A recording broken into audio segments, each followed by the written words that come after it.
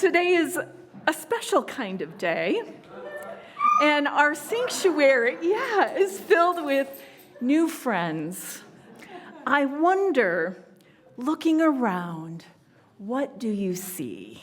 Say it out loud. Dogs! This is Durango, after all. Every so often, we open the doors of our sanctuary, a place of refuge, hope, spirit, and community, and celebrate the creatures and critters that fill our lives with love, joy, and meaning. The animal friends that teach us to love courageously, that offer comfort and companionship and make life so rich and so wonderful. Today, we widen the circle of love and care and bless the animals among us.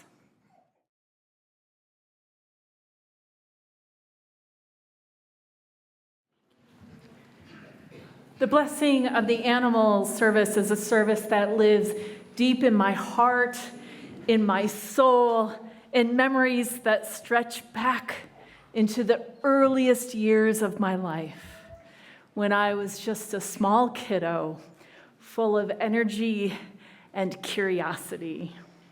We had a family cat, Joe. We called Joe the cat, who was my very best friend in the world. Joe was my whole world as a toddler, and I remember the patient way Joe would play with me, following me and my dad into the backyard to explore the tall grasses and trees. My dad called the backyard Jamie's jungle, and Joe was our lion, keeping us safe during our adventures. What is interesting about my memories is that as a child, I was quite sick. For years, I lived with an illness that made me vulnerable to the colds, flus, and bugs that made it difficult for me to attend preschool and join play groups like other children. What might have been a lonely childhood of isolation was overtaken by this special friendship with Joe. Joe the cat connected me to a world of imagination and companionship that was so profound and deep that it made what might otherwise be a challenging childhood one full of memories, play, and emotional richness. We also got into a good deal of trouble together. We would play hide and seek and build forts, and I remember drawing pictures of Joe on the walls of the living room with crayons. And my mom was pretty upset about that, but I know Joe appreciated my efforts. I loved Joe deeply, and I know that Joe loved me.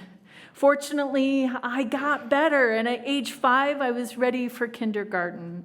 And I was sad to leave Joe at home as I toddled off to school. Even now, I think of Joe, and I'm grateful for the tender way he companioned me through those early years. Joe taught me how to love and care for the world, for the living things beyond myself, and to live a life that was bigger and better than my little body could imagine. I have one picture of Joe that has survived the years, and here it is. Let's see if we can get it. My mom is unhappy that I share this. You can see Joe and I are making a mess. My mom tells me that this was Christmas morning and that Joe and I were playing hide and seek in the wrapping paper, and just days before, I had decided to cut my own hair. So there's Joe. There I am.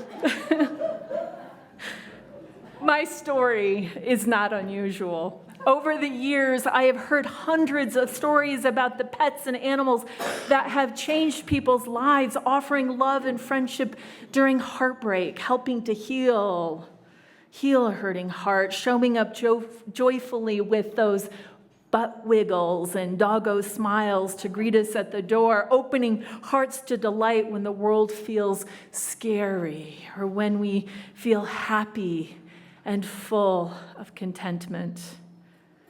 I know and still know the soft, healing purr of a sleeping cat inviting peace. And it was during the pandemic, and I've shared this before, when I realized just how important animals are to our collective survival and resiliency.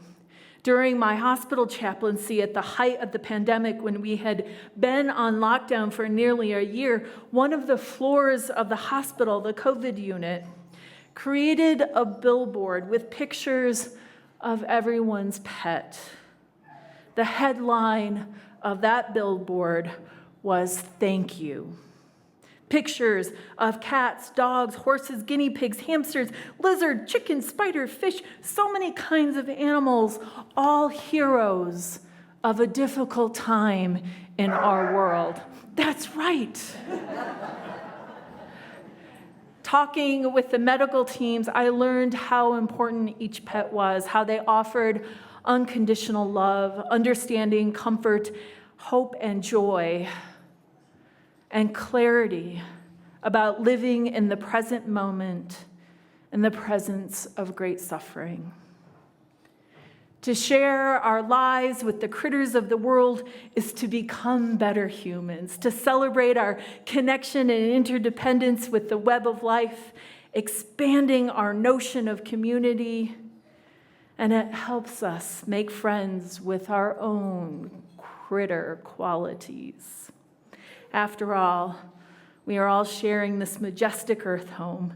Cats, dogs, lizards, spiders, insects, bugs, and creepy, wonderful crawlies, swimming friends, flying friends, butterflies, all God's creatures, great and small, to borrow from James Harriet, which is another lesson in this blessing.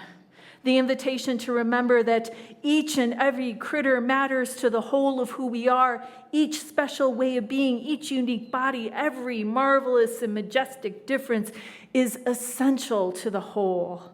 There is a place in the choir for all of us, and the future of our communities requires that we extend the invitation to join in the music making, the song singing, the celebrations, and the community building. Acts of solidarity and revolution need us. All of creation is a song of the divine that we can sing together. To bless the animals, to open our sanctuary one special day a year, and welcome our animal beloveds among us in this holy place where we celebrate all of life, is to celebrate the beauty of our world, the great diversity of life as sacred, holy, and worthy of our adoration and appreciation. In this season of nurturing gratitude, let us remember to sing songs of gratitude for those who accompany our lives and open our hearts to more love than we could ever imagine alone. So let us give thanks for all that is our life, for all the critters that fill the world with joy. Let us sing a song of gratitude for the gift to share our lives with such marvelous creatures.